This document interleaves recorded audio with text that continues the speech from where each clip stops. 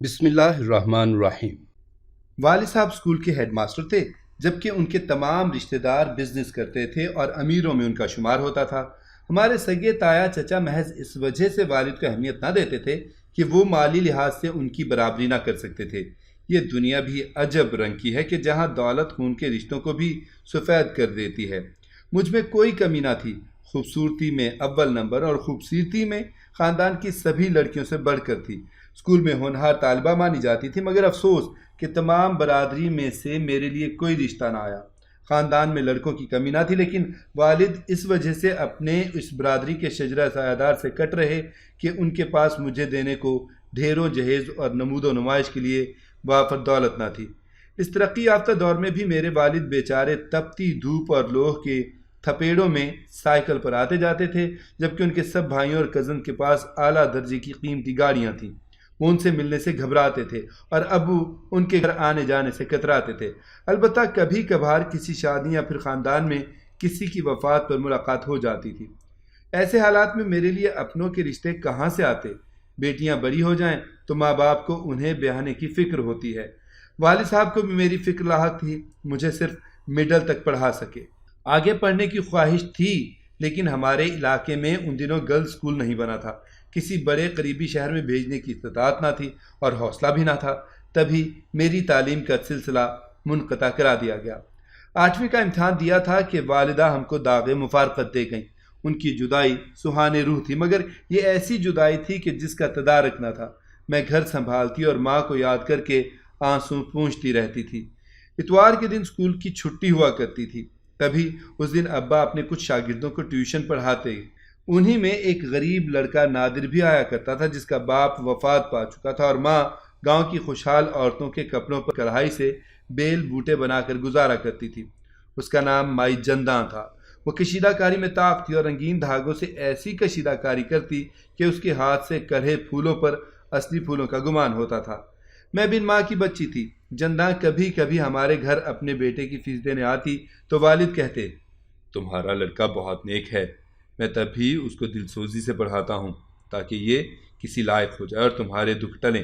بدلے میں تم ہفتے میں 1-2 دن میری بیٹی کو کشیدہ کاری سکھا جایا کرو۔ یہ سچ ہے کہ بیٹیوں کے رشتے ماں ہی تلاش کرتی ہے۔ باپ تو رخصتی کے وقت سر پر ہاتھ رکھ کر دعا کر دیتے ہیں اور رخصت کر دیتے ہیں۔ بیوی نہ رہی تو یہ فریضہ بھی میرے لیے ابا کو ہی ادا کرنا پڑا۔ وہ اپنے بہت سے شاگردوں کو جانتے تھے، ان میں نادر ان کی نظروں میں سب سے مناسب لڑکا تھا۔ انہوں نے نہ جانے کب سے یہ فیصلہ کر رکھا تھا کہ وہ غریب صحیح داماد اسی کو بنائیں گے۔ غربت دائمی نہیں ہوتی، اگر انسان کوشش کرے تو وہ اس اندھیرے کنویں سے نکل سکتا ہے، لیکن باکردار ہونا ہی افضل ترین ہوتا ہے۔ والد صاحب کی جہاں دیدہ نگاہوں نے وہ صفات نادر میں دیکھ لی تھیں جو کسی آدمی کو اشرف انسان بناتی ہیں۔ ایک دن وہ اسکول سے لوٹے تو نادر ان کے ساتھ تھا۔ مجھ سے کہا کہ اس کی والدہ بھی اسے چھوڑ گئی ہیں، تبھی نادر کو اپنے ساتھ لے آیا ہوں۔ اکیلے گھر میں یہ نہیں رہ سکتا، اس کا استاد ہوں۔ ماں باپ نہ رہیں تو استاد کی ذمہ داری ہوتی ہے کہ وہ لاوارث شاگرد پر والدین کی طرح شفقت کا ہاتھ رکھے۔ آج سے یہ ہمارے گھر میں رہے گا۔ حیران تھی کہ پڑوسی اور رشتہ داروں کی پرواہ کیے بغیر وہ اپنے گھر میں ایک غیر لڑکے کو کیسے جگہ دے سکتے ہیں، جبکہ جوان بیٹی بھی گھر میں موجود ہے۔ چند دن ابا نے نادر کو رکھا، وہ خود اس کی خاطر بیٹھک میں سونے لگے۔ صبح ناشتہ کر کے دونوں اسکول چلے جاتے اور شام کو ساتھ لوٹتے۔ 1 ماہ نہ ہوا تھا کہ انہوں نے میرا اس کے ساتھ بیاہ کر دیا۔ نادر نے ابھی میٹرک کا امتحان ہی دیا تھا کہ وہ ابا کا داماد بن گیا۔ اس پر کسی کو زبان کھولنے کی جرت نہ ہوئی۔ کوئی اعتراض کیوں کرتا؟ وہ بطور گھر داماد ہمارے ساتھ رہتا تھا۔ والد چاہتے تھے کہ نادر کو مزید تعلیم دلوا دیں، مگر ان کو زندگی نے مہلت نہ دی۔ ایک روز صبح سویرے چہل قدمی کو گھر سے نکلے تو چارپائی پر لوٹے۔ دریا کنارے سانپ نے انہیں ڈس لیا تھا۔ ماں تو پہلے ہی نہ تھی، باپ کا صدمہ کم نہ تھا۔ روتے روتے بے ہوش ہو گئی۔ ایسے میں نادر نے مجھے سہارا دیا، وہ نہ ہوتے تو شاید مر جاتی۔ والد بر وقت کتنا اچھا فیصلہ کر گئے تھے۔ نادر بے روزگار اور بے آسرا تھا، لیکن ان کا غم اور میرا غم مشترک تھا۔ ہم دونوں یتیم اور ایک جیسے دکھ سے شناسا تھے، ایک دوسرے کے رنج و غم کو سمجھ سکتے تھے۔ والد صاحب کے گزر جانے سے گھر کی ذمہ داری نادر پر آن پڑی۔ वो मैट्रिक पास थे, नौकरी ना मिल सकती थी, लायक थे, लड़कों को ट्यूशन पढ़ाने लगे, लेकिन छोटे से गांव में ट्यूशन की फीस ना होने के बराबर होती है, इससे गुजारा मुमकिन ना था। वालिद का मकान मेरे नाम था। मैंने नादिर को सलाह दी कि ये मकान बेच देते हैं और शहर चल कर रहते हैं। वहां तुम्हें कोई छोटी मोटी नौकरी या कुछ काम ही मिल जाएगा और मेहनत में हार ना होगी। यहाँ हमारी अमीर बरादरी है, ये लोग हमारी मदद तो नहीं करेंगे मगर मेहनत मजदूरी करने पर एतराज़ करके हमारा जीना ज़रूर दो भर कर देंगे।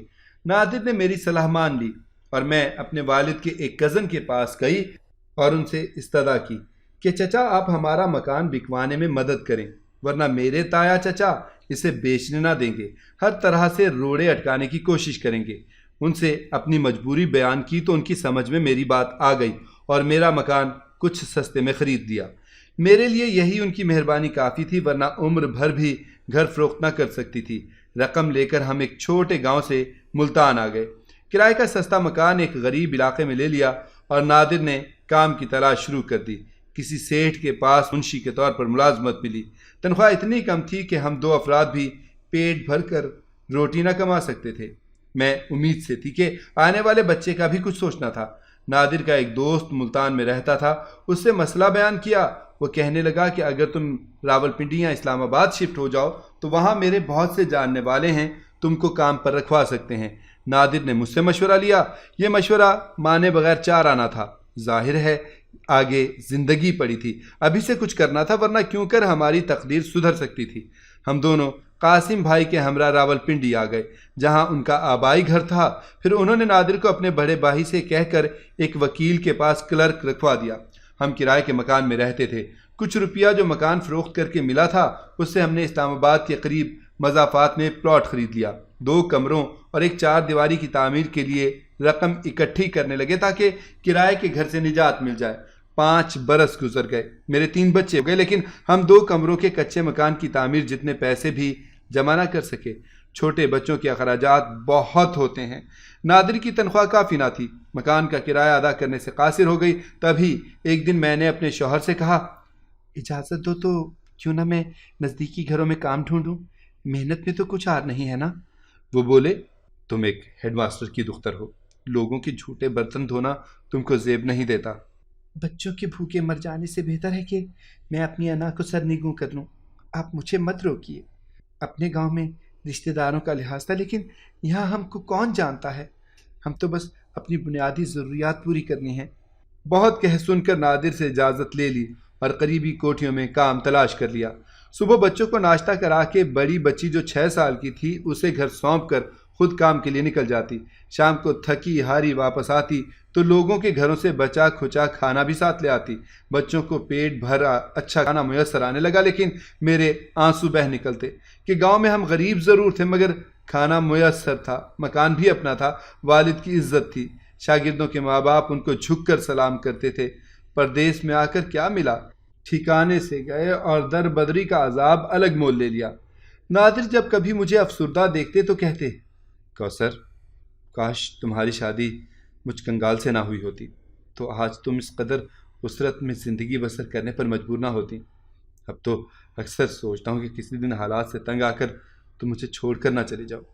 ऐसा क्यों सोचते हैं? मेरे 3 बच्चे हैं, भला मैं उनको आपको छोड़कर जा सकती हूँ? हाँ, यही बच्चे तो औरत की बेड़ियाँ बन जाते हैं। सख्त तरीन हालात में भी कभी वो अपना घर नहीं तज सकती। ताहम अगर तुम्हें कोई खुशहाल बेहतर ज़िंदगी की नवीद दे तो अपनी खुशियों को आग मत लगाना, मुझे आगाह कर देना, खुद तुम्हारे रास्ते से हट जाऊंगा, लेकिन मुझे बताए बगैर कहीं गायब ना हो जाना। हैरानी ऐसी हुई कि ऐसी बातें मेरे शौहर के दिमाग में क्यों आ जाती हैं। वो कहते, मैं बाहर की दुनिया में चलता फिरता हूँ, ज़माने को देखने का मौका मिलता है। कई ऐसे वाक़यात रोज़ वक़ूफ़ पज़ीर होते हैं जिन पर यकीन करने को दिल नहीं करता, क्योंकि ज़ालिम गुर्बत ऐसे ही वाक़यात को जन्म देती है कि जिनको सुनकर इंसान के रोंगटे खड़े हो जाते हैं। रोज़ अखबारात में कैसी कैसी खबरें छपती हैं, मासूम बच्चों की फ़रोख्त, मर्दों औरतों के मुआशकों में घरों की बर्बादी, शौहर का तेज़ाब से चेहरा बिगाड़ देना, बीवी को कत्ल करके खुद थाने में पेश हो जाना। आखिर इन वाक़यात के पीछे भी तो इसी गुर्बत का हाथ होता है। आप ज़माने को किस नज़र से देखने लगे हैं? क्या अभी तक आपने मुझे नहीं पहचाना? मैं उन औरतों में से नहीं हूँ जो गुर्बत से घबरा कर रास्ते बदल लेती हैं। مجھے میرا جیون ساتھی اور گھر بہت عزیز ہے، ایسا تو میں سوچ بھی نہیں سکتی۔ بیگ مات مجھے خوبصورت سوٹ دے دیتی ہیں تو اس وجہ سے کہ وہ بہت امیر ہیں۔ ایک سوٹ ایک بار پہنتی ہیں تو ان کے دل سے اتر جاتا ہے۔ یہاں اسلام آباد میں تو ارب پتی لوگ رہتے ہیں، ان کی نگاہوں میں ایسی چیزیں کچھ حیثیت نہیں رکھتی۔ آپ کو اندیشے ڈراتے ہیں تو آئندہ میں اچھے کپڑے نہیں پہنوں گی، میلے اور پرانے کپڑوں میں ہی گھر سے نکلا کروں گی۔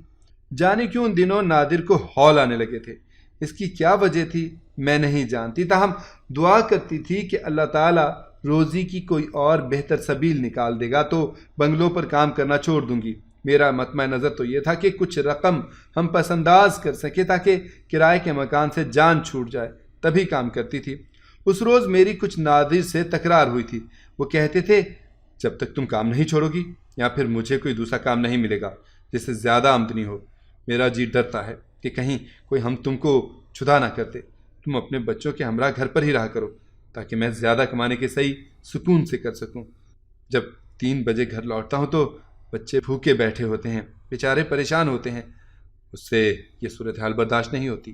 اپنے شوہر کو اس قدر پراگندہ ذہن دیکھ کر سوچا کہ جو بھی ہو اب کام پر نہیں جاؤں گی۔ میں نے نادر سے کہا بس آخری دن آج جا رہی ہوں تاکہ بیگ مات کو بتا دوں کہ کل سے نہیں آؤں گی۔ ان سے گزشتہ دنوں کی تنخواہ بھی لینی ہے، وہ آج لے آؤں گی۔ شوہر کو اطمینان دلا کر میں گھر سے نکل آئی۔ میرے بعد نادر نکلے اور دروازے کو باہر سے تالا لگا دیا کیونکہ بچے اکیلے گھر میں ہوتے تھے۔ تالے کی ایک چابی میرے پاس، دوسری ان کے پاس رہتی تھی۔ وہ مجھ سے پہلے گھر آ جاتے تھے۔ یہ اسی شام کی بات ہے، سب گھروں کی بیگمات کو جواب دے کر گھر لوٹ رہی تھی کہ راستے میں 2 آدمی ملے اور مجھ سے ایک محلے دار کا پتہ دریافت کیا۔ میں نے بتا دیا کہ پچھلی گلی میں ان کا گھر ہے۔ بولے کس در پر دستک دیں گے، ذرا آگے چل کر ہم کو وہاں پہنچا دو۔ کہا کہ وہ بڑی دیر سے ڈھونڈ رہے تھے، دوسرے شہر سے آئے تھے، روزہ دار تھے اور روزہ کھولنے کا وقت ہونے والا تھا۔ بہن تم کو اس کا اجر ملے گا۔ میں جاتے جاتے مڑ کر ان کے آگے آگے چلنے لگی اور وہ میرے پیچھے پیچھے آنے لگے۔ تھوڑا سا فاصلہ طے کیا تو پچھلی گلی کا موڑ آ گیا۔ مڑ کر گلی کے سرے پر ٹھہر گئی اور بتانے لگی دیکھو بھائی، وہ سامنے والا گیٹ ہے کالے رنگ کا، اس میں رہتے ہیں جن کا نام آپ لے رہے ہو۔ یہ بتا کر جوں ہی پلٹ کر واپس جانا چاہا، ایک نے بجلی کی سی تیزی سے مجھے لپک کر پکڑا اور دوسرے نے ایک رومال کے ساتھ زور سے میری ناک کو اس طرح دبا دیا کہ سانس رک گیا اور آنکھوں میں اندھیرا آ گیا۔ اس کے بعد نہیں معلوم کیا ہوا، گاڑی وہاں ہی کھڑی تھی، شاید اسی میں مجھ کو ڈال کر وہاں سے فرار ہو گئے۔ ہوش آیا تو پتہ چلا کہ ایک انجان علاقے میں یہ بردہ فروشوں کا کوئی خفیہ اڈہ تھا جہاں میری طرح کی عورتیں، لڑکیاں، بچے اور بچیاں تھیں۔ ان پر 2 قوی جثہ مردانہ ڈیل ڈول رکھنے والی عورتیں پہرا دیتی تھیں۔ میں تو اپنا غم بھی بھول گئی کہ ان قیدی حرمہ نصیب لڑکیوں اور بچوں کی بے بسی دیکھ کر رونا آتا تھا۔ کچھ چھوٹے بچوں کو میں نے ایک ماں کی طرح سینے سے لگایا تو وہ پھوٹ پھوٹ کر رونے لگے۔ خدا جانے یہ ظالم ان کو کس مقصد کے لیے پکڑ کر لائے تھے۔ ان کو دیکھ کر اپنے بچے یاد آ رہے تھے کہ جن سے ناگہانی بچھڑ گئی تھی۔ چند دنوں بعد ہم سب کو چھانٹی کے لیے ایک اور احاطے میں بھیج دیا گیا جہاں ارد گرد پہاڑ تھے، آبادی کا نام و نشان تک نہ تھا۔ یہاں کے منتظمین اتنے سخت تھے کہ ان کے آگے سانس لینے سے بھی ہماری جان جاتی تھی۔ کڑی نگرانی کے باوجود اگر کوئی بھاگنے کی کوشش کرتا تھا تو اس کے ہاتھ پاؤں توڑ دیے جاتے تھے۔ شاید میری قسمت اچھی تھی جو ایک روز گروہ کے ایک شخص نے مجھے کہا تم نے میرے ساتھ چلنا ہے، میری بیوی نے بچے کو جنم دیا ہے، اسے خدمتگار چاہیے، یاد رکھنا اگر تم نے وہاں گڑبڑ کرنے کی کوشش کی تو جان سے ماری جاؤ گی۔ وہ مجھے اپنے ساتھ گھر لے آیا۔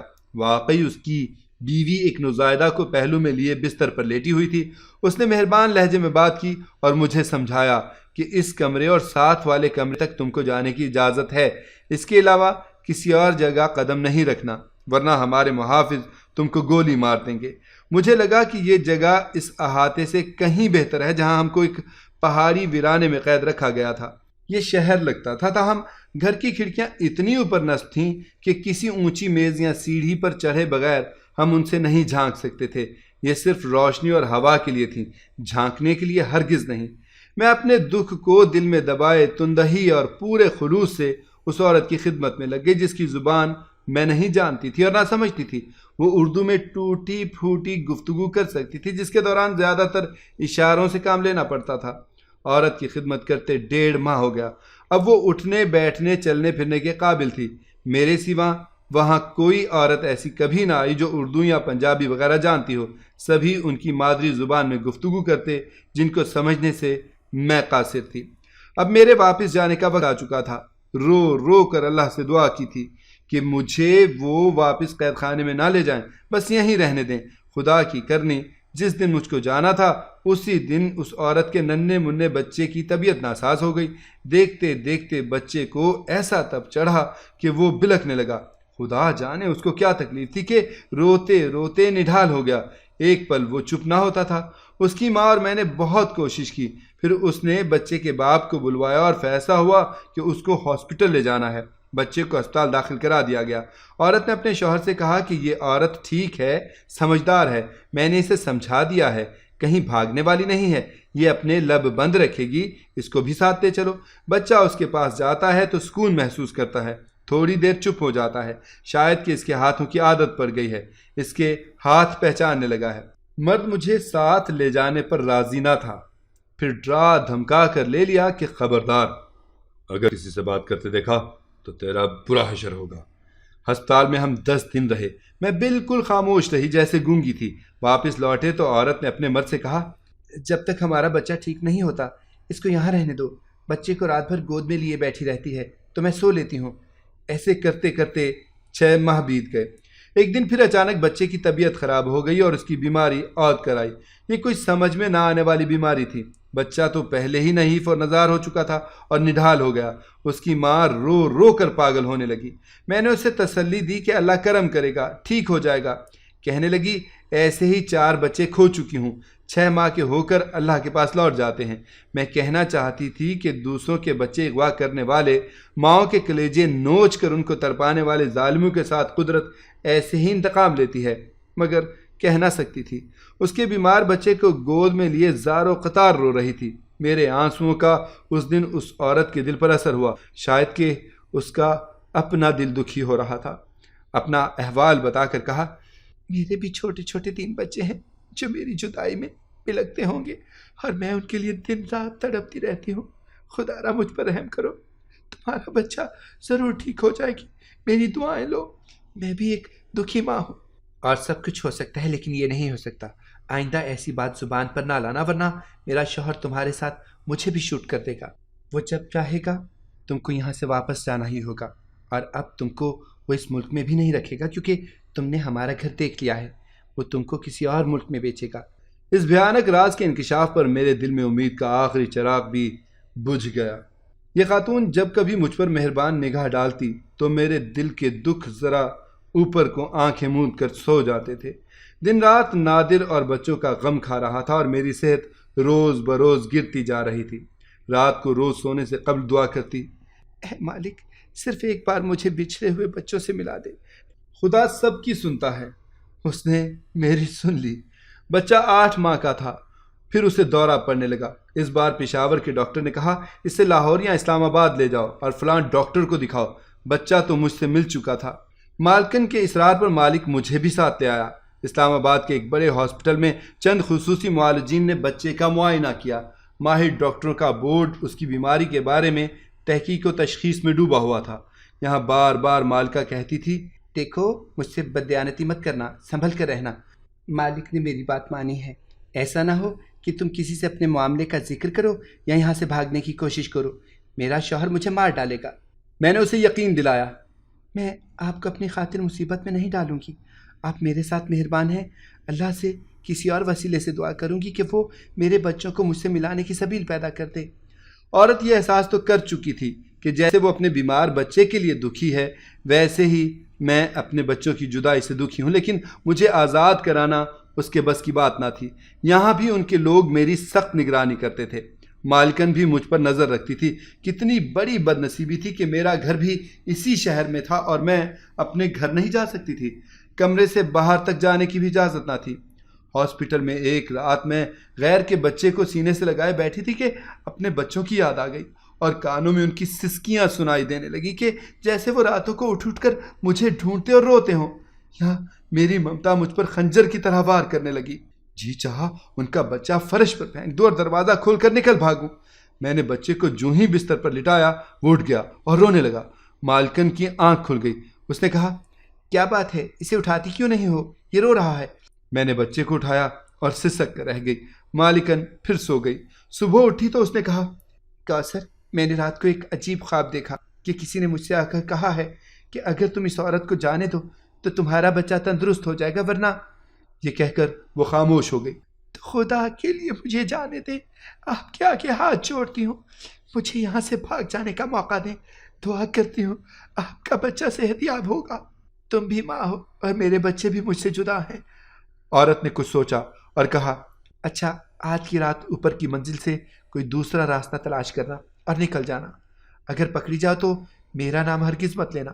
میں نے وعدہ کر لیا۔ یہ ہاسپٹل 3 منزلہ تھا۔ آدھی رات کو جو ہی دروازہ کھول کر جھانکا، کوریڈور خالی اور سنسان پایا۔ دروازے سے نکل کر نرسنگ روم میں گھس گئی۔ سوچا کسی نے دیکھا تو یہ جانے گا کہ یہ نرس کو بلانے گئی تھی۔ وہاں کوئی نہ تھا مگر ایک سفید گاؤن رکھا ہوا تھا اور سکارف بھی تھا۔ گاؤن پہن لیا اور سکارف کو سر پر لپیٹ کر میں تیزی سے اوپر کی منزل پر چلی گئی۔ وہاں سے دوسری جانب اترتی سیڑھیوں سے لفٹ میں داخل ہو گئی۔ جو ہی لفٹ چلی میں گراؤنڈ فلور پر تھی۔ اللہ نے مدد کرنی تھی کہ ایک ایمبولینس سے مریض کو نکال رہے تھے۔ ڈرائیور نے اسے تھوڑا سا آگے لے جا کر لائن میں کھڑی گاڑیوں کے ساتھ کھڑا کر دیا۔ صبح تک اسی میں بیٹھی رہی اور جب کوئی سویرے آیا تو میں اس میں سے اتر کر سڑک کی طرف چل دی۔ ڈرائیور نے پیچھے مڑ کر نہ دیکھا اور وہ گاڑی لے گیا۔ سڑک کراس کرتے ہی رکشے کو ہاتھ دیا اور اپنے محلے کا نام لیا۔ اس نے مجھے آدھے گھنٹے میں وہاں پہنچا دیا۔ میں نے ایک بنگلے کی بیل بجائی جہاں پہلے کام تھا اور مالکن کو تمام احوال سنایا۔ اس نے بتایا کہ تمہارا شوہر اور بچے کئی بار آئے تھے، تمہارا پوچھتے تھے، اب وہ گھر چھوڑ کر کہیں چلے گئے ہیں۔ یقین کرنے کو گھر گئی، اس کی اجڑی دہلیز کو پار کیا مگر وہاں دھول اڑ رہی تھی۔ نہ نادر تھے اور نہ بچے تھے۔ مکڑیوں نے دروازے پر جالے بن رکھے تھے۔ میں وہاں کلیجہ تھام کر بیٹھ گئی۔ بیگم نہیں آ کر شام کو حال جانا اور اپنے گھر لے گئی۔ نادر اور لوگ یہی سمجھے کہ میں کسی کے ساتھ گھر سے بھاگ گئی ہوں۔ مایوس ہو کر کہیں چلے گئے اور میں بدنصیب ان کی صورتیں بھی نہ دیکھ سکی۔ آج بھی بیگم کے پاس ہی رہتی ہوں، ان کے برتن دھوتی ہوں۔ شاید نادر لوٹ آئیں۔ اگر آپ کو ہماری کہانی پسند آئی ہے تو اسے لائک کریں، شیئر کریں اور ہمارے چینل کو سبسکرائب کریں۔ اگلی کہانی تک کے لیے اجازت دیجیے۔ اللہ حافظ۔